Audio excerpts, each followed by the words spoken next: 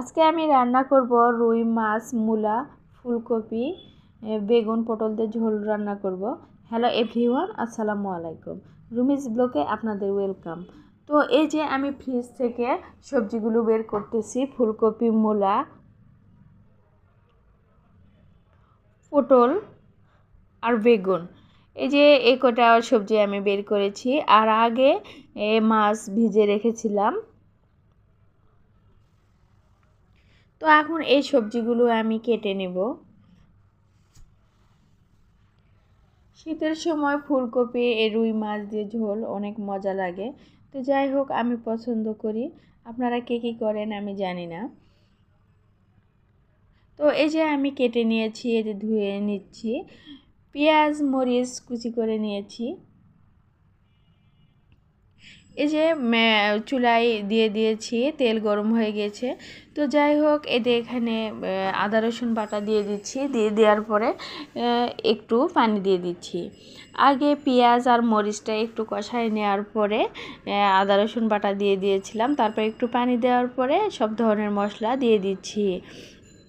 ধনিয়ার গুঁড়া, লবণ, হলুদ, গুঁড়া মরিচ, এগুলো সব ধরনের মশলা দেওয়ার পরে একটু নেড়ে চেড়ে নেওয়ার পরে কেটে রাখা সবজিগুলো দিয়ে দিচ্ছি। তো এখন এই সবজিগুলো দিয়ে দেওয়া হয়ে গেছে। তো এখন আমি কষায় নিচ্ছি। একটু একটু নেড়ে চেড়ে দেওয়ার পরে আমি পানি দিয়ে দিচ্ছি।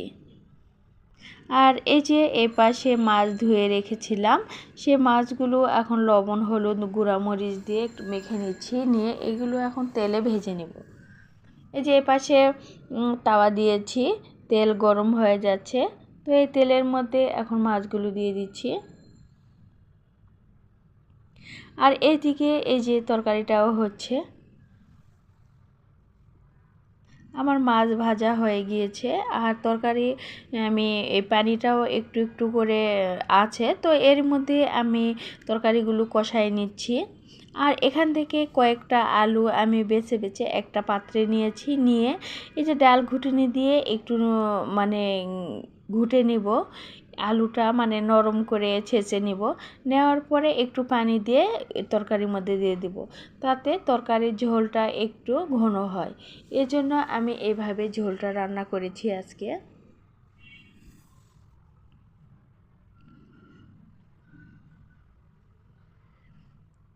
এই যে এখন ঝোলটা হয়ে গিয়েছে, তখন আমি এই ভেজে রাখা মাছগুলো দিয়ে দিচ্ছি। এই যে আমার তরকারিটা ডান, আমার তরকারিটা হয়ে গিয়েছে। তো এই পাশে যে মনে হলো যে একটু লাল শাক আছে, তো লাল শাকটা রান্না করে নেই। তো এই যে লাল শাকটা সিদ্ধ দিয়েছি, শুধু লবণ দিয়ে সিদ্ধ দিয়েছি। তো এইদিকে লাল শাকটা হয়ে যাচ্ছে আর আমার তরকারিটা তো হয়ে গিয়েছে।